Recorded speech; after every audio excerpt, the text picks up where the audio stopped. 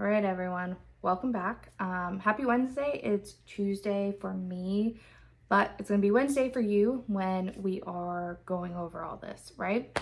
Okay, so I hope you guys are making it through the week all right. For my Monday through Friday, 9 to 5 people, we are halfway through. It's a 4-day week for us too, because Veterans Day is a holiday, and if you're in Florida, we're all probably going to be off Thursday and Friday because we have a lovely tropical storm that is turning into a hurricane. Yay! Do apologize. I do live next to a highway. I'm trying my best here. I really am. We are on to another chapter. We're moving on to chapter 2, which is the Voice of Reason 2. But we are going to recap the first chapter. For anyone that is not reading the books and needs a recap, or you're just coming into this episode, we're just going to do a brief recap, okay?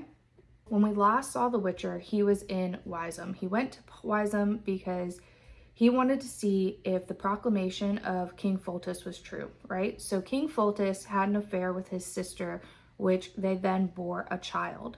That child turned into a Striga. He actually wanted to marry his sister, but she died in childbirth while giving birth to this Striga. When she was giving birth to the child, there was a spell cast upon the child. They did not identify who cast this spell, but it turned her into a Striga. A Striga is a nasty, violent creature that would go on a killing spree during the full moon. So Foltest was told that the spell could be lifted and they didn't have to kill her. At this point, 14 years had passed since the child was born and turned into this Striga. And then the Witcher came along. Prior to that, no one was successful in lifting this spell. They had brought wizards and mages and all kinds of people to come and lift this spell, and no one was able to. So anyone that tried would either die or they would run away in fear. They would be like, listen, this is like too fucking much, and they would bounce. So they'd take the money to revive her and bounce. The king's proclamation was that he was offering 3,000 oren to the person that could lift the spell. So all the Witcher had to do was survive a night in the palace with the Striga, and then at dawn, she would become the 14-year-old princess all over again. First, the Witcher met the Castellan of Wyzum, which was Velerad, and he told him how dangerous it was and that they just needed to kill the Striga. And he actually had himself and a set of people that were willing to offer 1,500 oren to kill this Striga and rid them of their problems. But the Witcher was like, you're offering 1,500 and the king is offering 3,000. I'm going to go with the king. I feel like I can do it. That's what I'm going to do. So right before he gets to the palace to survive this night, Ostrit, another person in the town, came to him with money in hand already and was like, here, don't kill her. Don't kill her. Let her be. Because they believed that Foltest was not the rightful king. There was another king from another town that they would have rather be their king, that they felt like was up to the task. And truly, a lot of the townspeople felt like that king was their savior. So at that point, the Witcher was like, I don't care about your politics. I don't. I'm here to do a job. I've already decided what I'm going to do, and used Ostrit as a distraction. And ultimately, Ostrit dies because he got killed by the Striga. He fought all night with the Striga, and ultimately, he survived, she survived, and she became the 14-year-old princess again. But when she turned into the 14-year-old princess, she actually took her nails and sliced his neck, and his response was to bite her. Again, that wasn't answered as to why he did that, but he bit her and she was fine. Like, it was done. We're at the end of the fight now, which has now led us into the Voice of Reason, chapter 2.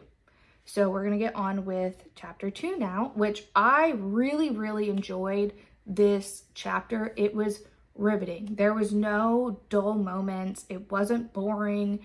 It was not hard to read. It was very much, you got to learn about Geralt himself and his views on the world. And then you also got to have this enjoyment of philosophical banter between one of the characters in the very beginning of the story and then the big character that we see throughout the entire chapter. And it was awesome. It was really great with a ton of action in there. So that was super awesome. I really enjoyed it, and I think you guys will enjoy it too. If you are currently reading it or just watching this video, I think you'll really enjoy this segment of the book. Bear with me on some of the pronunciation of the names. I have gone and looked some of them up, but there are differing opinions on how they're supposed to be pronounced. So I'm going to pronounce them how I'm going to pronounce them, and whoever in the comments comments the most and was like, that's the right way to say it, or this is the right way to say it, we're going to go with that guy. We're going to go with those people. So again, forgive me, but we're going to get into chapter 2 now. I'm super excited to go over this with you guys. So the Witcher is coming out of his sleep. Now, he's woken by this woman named Nanique, and she's waking him, and he actually spent the night with this woman, Ayala. So the night before, he was spending with Ayala. When he's waking up to her, he's realizing that she's not the woman that he felt like she was the night before. He's becoming unattracted to her, and we're getting to see that unfold. And he states that the dream is over. So the night before, she was this amazing woman, and she even looks different now. So it was all a dream to him, at least that moment. And now, when I say it was a dream, think of like the strip club. So you go to the strip club, right? And you're having this fun time with this woman, you get a private dance, whatever. It's a show. It's a fantasy. That woman is whoever you want her to be in the moment. And that is essentially what Ayala was. Now, I'm not saying she was a stripper. They're nowhere near a strip club, but it's the same concept. He is going through this moral dilemma, and he's realizing that he resents her for not being who he thought she was the night before and not still being the fantasy in the morning. Now, she reminded him of Yennefer, and this is the first time, and if you watch the series, the first season of the series, you know who Yennefer is already, and this is the first time in the book that we even hear her name. There's no explanation of who he is or of who she is and what she means to him, but she is mentioned, and this is the first time, so it's really, really important, this part of the story. Now, we know from this the relationship is already established, so later on in the book we're going to get to see more of that. But right now, it's really important to note that The Witcher is told like a Venn diagram. There's 3 stories going on, and I only know this because of the series and how the first book is sort of playing out. It's season 1 is essentially a collection of short stories. This is a book of short stories, and the first 2 stories that I've read are in the series. So we're seeing Ciri or Cirilla's story, and then we're seeing the Witcher story, and then Yennefer's story is going at the same time, right? So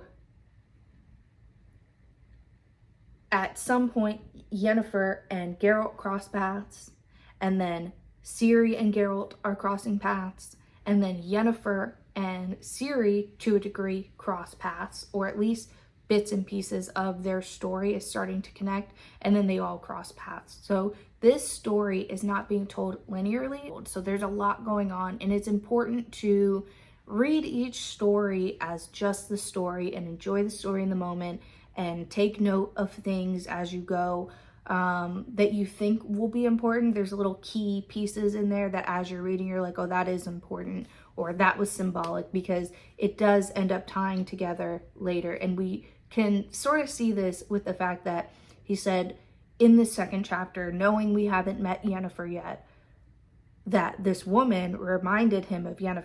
But moving on, Nanique was under the impression that Geralt needs to undergo Ayala's gifts. When she questioned him about his wound. So they're in this courtyard, and she's looking at his wound, and she's like, how did this happen to you? Because She knows Geralt. She's known him from a long time. She's known him since he was a little boy up until what he is now. So in her opinion, she's like, you've lost your touch. What is going on? She goes on to say, you shouldn't have allowed yourself to get wounded, but you did, and very seriously at that. To go into where Geralt is and who Ninnik is, Geralt was in the temple at the cult of Melitele in Elander. So the cult of Melitele was one of the oldest, and in its day, one of the most widespread cults is what the book says. So it says, practically every pre-human race and every primordial nomadic human tribe honored a goddess of harvest and fertility, a guardian of farmers and gardeners, a patroness of love and marriage. Many of these religions emerged into the cult of Melitele. So the cult of Melitele is essentially a cult that has a emphasis on womanhood and femininity. So it almost brings to light the what we hear now, the concept of divine femininity. It goes on to say, Melitele was perfect, and since women give birth, and continued to give birth, the goddess Melitele did not have fear of her popularity.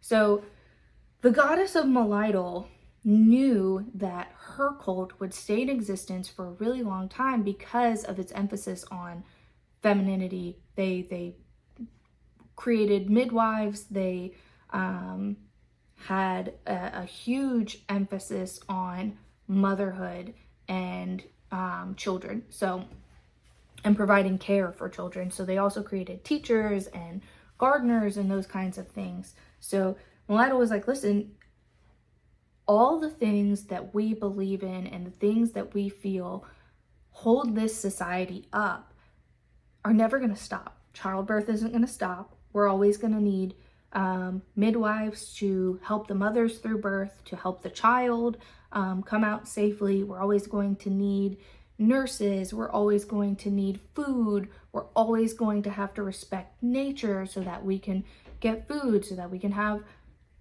trees and oxygen and all the things, right? So Melitele wasn't concerned about her cult. There was no threat to her, because it's not like she created this whole religion off of some concept she bore from her head. No, she took bits and pieces of other religions that were based in nature. So moving on, Ninnik wanted to put the Witcher in a trance by using Ayala's gifts. And she even went on to say that their night of fun could not continue because Ayala needs to remain focused to be able to put him in this trance, because he is a Witcher, which makes him less susceptible to hypnosis. So Geralt didn't want to be in this trance, right? So he already had his own beliefs on religion, and Ninnik went on to say that she was well aware of his beliefs, including his beliefs about her religion. So she goes to tell Geralt, you have a right to believe that we're governed by nature and the force hidden within her.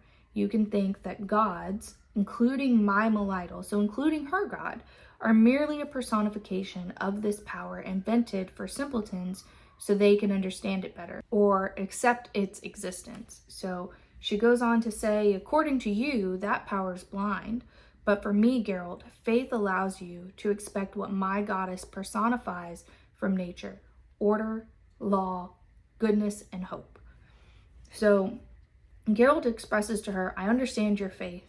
And Ninnik goes on to ask, if you understand, then what are you afraid of this trance? So you understand what my religion's about, and hey, you don't believe in it, but you're not even willing to try, which to me, and I'm speaking as her, to me it sounds like you're scared. So Geralt goes on to explain that he isn't afraid, and he sees it as pointless. He believes that there's no such thing as him being surrounded by a vortex, which is what she keeps saying. She says, you could possibly be surrounded by a vortex or bad energy that's hindering your capabilities.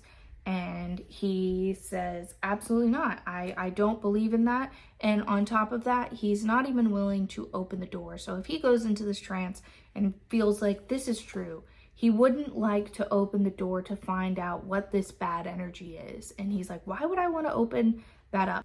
Geralt asks, don't you think that my lack of faith makes such a trance pointless? That I don't believe in it, so it would have no point at all. And Anique says, no, I don't. And do you know why? And he asks her, well, why? Because I'm sure you're going to tell me. She says, because it would be the first proof I've ever heard that a lack of faith has any kind of power at all. And we end right there of their story, and we move on to another story within this chapter. So this chapter is called The Voice of Reason, and we're moving into another story called A Grain of Truth. So Geralt is with his horse Roach, and they're in the woods, and he's finding these birds, right? And they're circling around, and for him, he's like, that's not normal. They're here for a reason. So he decides to investigate, and they detour off this highway, and they investigate the forest, and he comes upon these wolves that are picking at these bodies. So he sees two humans, the wolves see Geralt, and Geralt sees the wolves, and they acknowledge each other, and the wolves show this sign of respect and sort of like look at him and leave. They're like, all right, you're here, we're gonna bounce, we know what you do, bye. He finds a young woman and an older man dead. So the woman has this blue rose pinned to her dress, and he's like, whoa, I've never seen a blue rose like this. And he picks it up and he smells it, and he's like, hey, this smells like a normal rose, it's just this incredible blue I've never seen before. So he continues on with his investigation, and he's going through this forest, and he comes to a gate. Now, when he's not right at the gate yet, and he can see the gate off in the distance, and in front of the gate he sees a woman, and the woman in the distance looks like she's smiling at him, and he offers her greetings, and he's like, hello there, and she looks at him, and the smile sort of goes away, and then she runs down this hill and disappears, and that's the last he sees of her.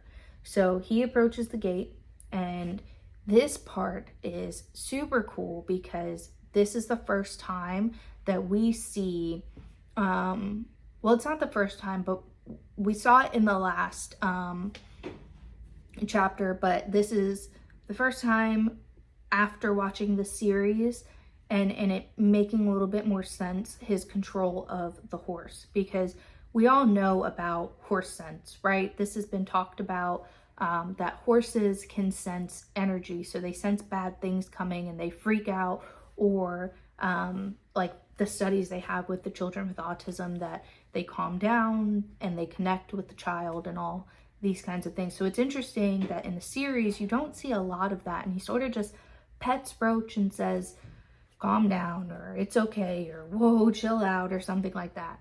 But he actually uses magic to calm Roach down when Roach is seeing crazy shit. So when Roach realizes that this bitch just disappeared, what the fuck, Roach is freaking out, and he goes and he uses magic to calm Roach down. So that was awesome to see. Once she calms down, Roach is reluctantly like, I guess we'll go because I'm magically calm now, but I still know that I don't want to be here. So they approach this gate, and he sees, once he gets inside the gate, he sees this stone dolphin and then a fountain, and then he also sees a bush of these blue roses, and he's like, okay, so these people came from here. The dead people came from here. So he's looking at the roses, and he's looking around and sort of casing the place, and all of a sudden all the windows and the doors of the house up ahead just burst open and create this crazy bang, and it jerks him up, and he's like, whoa, what the fuck? And all of a sudden he sees this monster approaching him, and then super quickly he draws a sword extremely fast, and they make it a point to talk about how fast he is, that it was so fast that the monster that was running full speed stopped in his tracks, and gravel just explodes everywhere because that's how fast the monster was coming at him. So at this point, the monster and Geralt are going back and forth about, the monster's like, I'll kill you, I'll tear you apart, and you need to put that sword down. Geralt's like, I'm not going to put that sword down because you just charged at me. So they're having witty banter back and forth, and they both decide to, you know, hey, we both concede here. The monster chilled out, and Geralt put his sword back. So at this point, the monster and Geralt are having witty banter at each other to sort of assess what's going on. And the monster's name is Nivellen, so he introduces himself, Geralt introduces himself, and the monster invites him in. And as they're walking in, the monster sees Geralt's Witcher Guild and grabs it, and it's like, what is this? And Geralt explains, you know, this is my guild, whatever. And it was sort of like a short moment, kind of innocuous at the time, and they go into the house. So he invites, the monster, Nivellen, invites Geralt in for dinner. So they're sitting down at the table and they're having banter. And again, they're trying to assess the situation. So the monster is trying to figure out, why are you here, number one? And the Witcher's trying to figure out, what kind of monster are you? So they're kind of going back and forth here and playing with each other. And Nivellen's going on and on about how he's a monster, and Geralt explains to him that he isn't a monster, actually. He wouldn't have been able to touch his Witcher's Guild, and they're having dinner and there's silver on the table. He's like, if you were a monster, you wouldn't be able to touch this silver. You've had a spell cast on you, and in fact, I know that you have a spell cast on you. So you're aware, you know how you got it, and you're trying to play me right now. And Nivellen's like, well, you're trying to play me because I know that you are not just a human. You're not just a man. Number one, you pulled that sword out too fast to just be a man. And number two, Nivellen, when the Witcher was like, hey, you've got a spell cast on you, Nivellen's like, haha, you got me. And there's a picture on the wall of his father, him, and his grandfather, and he was like, that was me. And the room is dark, so a normal man would have had to take a candle and go up to this painting, and the Witcher did not. So he was able to sit where he was, and his eyes were able to adjust the light and see. So that was Nivellen's cue, along with the quickness of his movements in that brief moment in the beginning, that this is not just a man. And the Witcher goes on to explain to him, yeah, I'm not just a man, I'm a Witcher. So Nivellen's like, well, if you're a Witcher, you get paid to kill monsters, so who sent you here?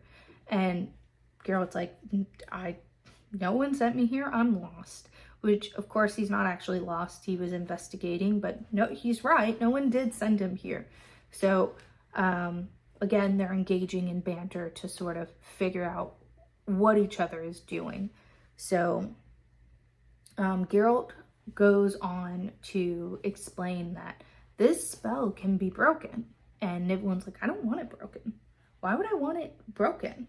So he is explaining why he would like to stay how he is. So his father and his grandfather were robbers. So the neighbors hated them. They had a lot of enemies because people that would come through the forest, they would go and rob them. And they actually had a gang that would do this. And one day, his father was killed by a morning star, and then his grandfather was severely injured in a fight after having tried to rob them. So the gang was left to Nivellen, right? So he is the heir of the father and the grandfather. So he's now the leader of this gang. With him being the leader of this gang, he was young at the time, so the gang didn't respect him at all. He said that he was a leader like a pig is the leader of a pack of wolves. So he was well aware that they didn't respect him and that he was not actually leading this gang. So their activity was getting bigger and bigger and bigger. And one day they went way out to Garibald, and he said that they ended up going into this cult temple, And when he went into this temple with his gang, they found a priestess, and they took the priestess and they stripped her down and they assaulted her. And the gang members were like, listen, Nivellen, this is the time for you to become a man. And that is what he did. He became a man. Now, with him becoming a man, the priestess is the one who casts the spell on him. So the priestess said that while he's assaulting her, she said, you are a monster in human skin, and a monster in monster skin is what you will be. So she then pulls a dagger from her hair and she kills herself. And a few days later, her spell took hold and he did become a monster in monster skin. So after this transformation, he goes crazy and kills the servant because he was turning into this monster and he couldn't control himself. He killed the servants, and everybody that could get out never came back. They were scared and they were like, bye, see ya. So for the first year, Nivellen was alone. He was extremely lonely. He didn't want to go out and meet people. He didn't want anyone to see him. And he even says, like, I don't want to talk about it because it's so sad. Like, it still upsets me deeply. So one day, a man is picking at his rose bush and he jumps out of his house and he says, you either give me your daughter or you die. So he says, your daughter or you, and that's all he could come up with. And the man starts crying and he's like, no, I can't, because my daughter's only 8 years old. So Nivellen's like, well, fuck, I'm not gonna take an 8-year-old because I'm not that bad of a person. And he invites the man in for dinner and they eat dinner for an hour and have company or whatever. And he sends the man home with gold and he allows him to pick roses for his daughter. And the man goes and boasts to a bunch of people that, hey, this monster just gave me a bunch of gold because he wanted my daughter and realized that she was a child and couldn't have her, and he was lonely, so he allowed me to stay. I had dinner and he sent me home with gold. So now that caused a bunch of people to start coming to the home, fathers and daughters. But with these daughters, they were grown. So he required that the daughters stay for a year and they were allowed to go back with their families and the father could take the gold. So at that point, he had a few women that this would happen. And he actually, one of the things that he got out of this curse was a bit of magic. He was only able to do things like conjure food, conjure clothes, control the house. The house did what he wanted. He could light candles, the doors would open. When he saw people around, he would tell the house, like, close all the doors and show no signs of life, and the house would do it. So when the women would get there, they would have like a month period of being scared of him, like terrified of him. And then after about a month, they would get to know him, talk to him, and they would love him. They would even kiss him. They would have sex with him, is the thing. And he tried it a few times in the beginning because he thought it would be like a fairy tale where a virgin would kiss him and he would be himself again and the spell would be broken. But that actually didn't happen. And he said that when he was a child, he wasn't actually handsome. And I say a child, when he was a young man, before he was the monster, he wasn't an attractive man at all. And these women were beautiful and they actually wouldn't have turned an eye at him when he was himself. So he was actually enjoying it because he was like, hey, I just had to get over that month period and then they loved me. It was a great time. The last one, her name is Verena, and she came and he loved her, right? So he's telling this story to Geralt, and Geralt is listening to his story, but he's also perking up his ears and he's listening in the house. He said, are you alone? And Nivellen's like, I'm not fucking answering that, blah, blah, blah, blah, and starts going on more and more about this story. And then eventually Nivellen's like, you know someone's here. I've seen your ears perking up. I know you're paying attention. You know that I'm not alone in the house. And he asks, have you seen her? Have you seen her already? And he's like, I did. I did see her when I came in. And he said, is this the reason that there's no more fathers and daughters here? And of course, he's asking that because he saw the dead father and daughter. And then Nibelun's like, yes, why do you ask that? And Geralt's like, yeah, I saw dead people. He's like, oh, something happened to those people that were just here. Interesting. That's not good. Okay. Geralt tells him that his Verena is actually a Rusalka. And he was like, they're scared of humans. They kill people. And you're not a monster. Do you understand? Do you understand that? So if the spell were to be broken, you'd probably get killed. And that was why, part of why Geralt's like, is that really why you don't want to change? Because the woman that you love would actually kill you as a human. And to a degree, that is part of it. So at that point, Nibelun's like, all right, get the fuck out. And Geralt's like, all right, I'm getting the fuck out. Thanks for the food. Nice story. You be safe. You sure you don't want my help? And Nibelun's like, no, I don't fucking want your help. I don't want it. The Witcher leaves and he goes and like sleeps in the forest, and he hears a woman being tortured. And then in the morning he investigates when he woke up, and he finds ash, just ash and bone. He had saw a fire off in the distance that night, and come to find out it was the woman being killed and burned. And then when Roach is there with him while he is investigating, he's drinking, or she is drinking from a spring, and she is like, bro, and she's freaking the fuck out. She's like, what the fuck, man? The fuck is going on here? This is not good. This is not good. She's freaking out. This time the Witcher doesn't use magic to halt her at all. So he's like, all right, this time I'm gonna listen to you. And he went back to the palace. He gets back to Nibelun's Manor, and he sees the Rusalka on that stone dolphin, and he's looking at it and he's questioning it, and he's like, what are you? And it's responding to him, and he's like, so you're not a Rusalka?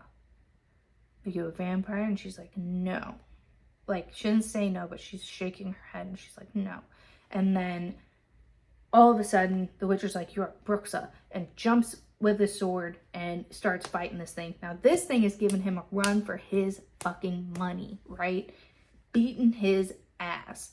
And it's extremely agile. So a lot of the moves that the Witcher is doing, he's getting countered quickly. And the big thing that she does is she screams. Now her scream is bone crushing, and it's crushing his ribs. It's taking all of the air out of him. It's crazy. It's this huge fight, and he gets to a point where he's like, okay, I can do this, and he thinks that he gets her, and he stabs her with the silver sword, and he thought it was just gonna blow through her because she's a monster. It did not. It only scratched her, so it hurt her, but it didn't kill her. So then you hear Nibelung come out and is like, come the fuck on, like, stop. Because what the Bruxa is trying to do is take control of Nibelung's mind, because Nibelung is a human that looks like a monster, but he's not actually a monster. So Nibelung is all dazed and out of his mind, and he is like calling her name and distracting it. And then he takes a wooden pole, and he stakes her when she gets close. So Geralt is watching all of this happen, and he's still a little out of it. So he's waiting for the right moment to jump in. So he is watching all this happen, and the Bruxa is pulling herself closer on this pole. She's like, I don't give a fuck. And she says, mine or nobody's, I love you, I love you. So she is trying to kill Nibelung and take her down with him in death. So, or with her in death. So he is like trying so hard to keep her away, but she's too strong. So at the last second, Geralt jumps up and chops her head off.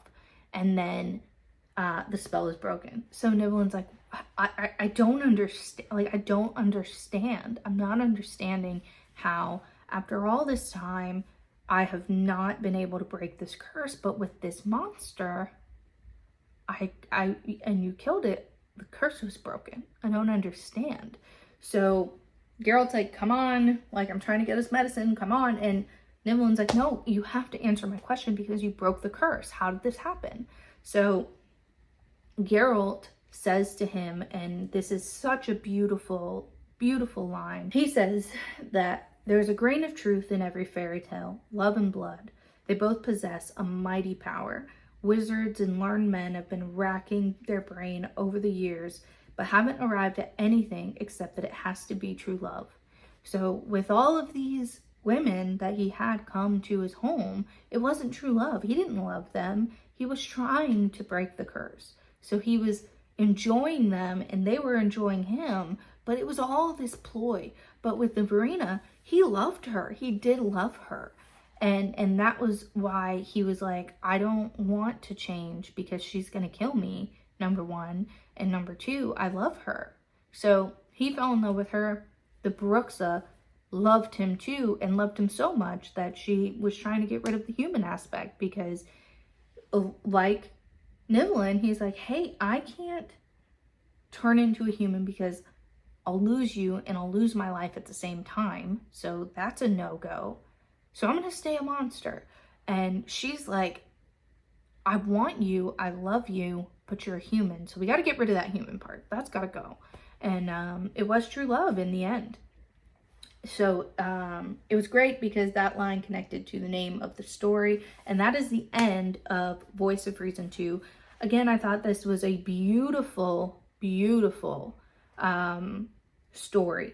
I thought it was awesome. I thought that it was a lot more engaging than the first. The whole thing with Foltest was a combination of a father loving his daughter, but there was like creepy incest in there, and then there was this political bullshit in there as well, which I like. I liked it. I did. I enjoyed it all. I'm not taking away from the story at all, but I thought that this was a lot more engaging of a read. I thought there was a lot more action. The witty banter was a lot more fun.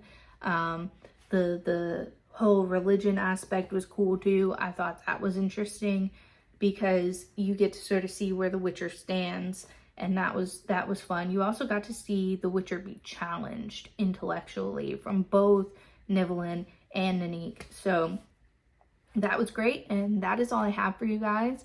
I will see you guys on Friday. I'm thinking that Fridays might actually be a comic book day, and we'll take a little bit of a break. Take a little bit of a break of the book and get something new in there. Just a palate cleanser, kind of. And then we will come back on Monday. I'm not sure. We'll see. We will see. But I do want to funnel in the comic books as we go, because we can get those all done in one episode, so, or one video. So I think that might be what we do, but we'll see on Friday. But had a great time going over this chapter with you, and I will see you guys all on Friday. Please don't forget to like this video, turn on your notifications so that you can see when I upload, because again, we're still iffy on the time. And don't forget to subscribe to my channel. So yeah, you guys have a wonderful Wednesday night, and I will see you guys next time.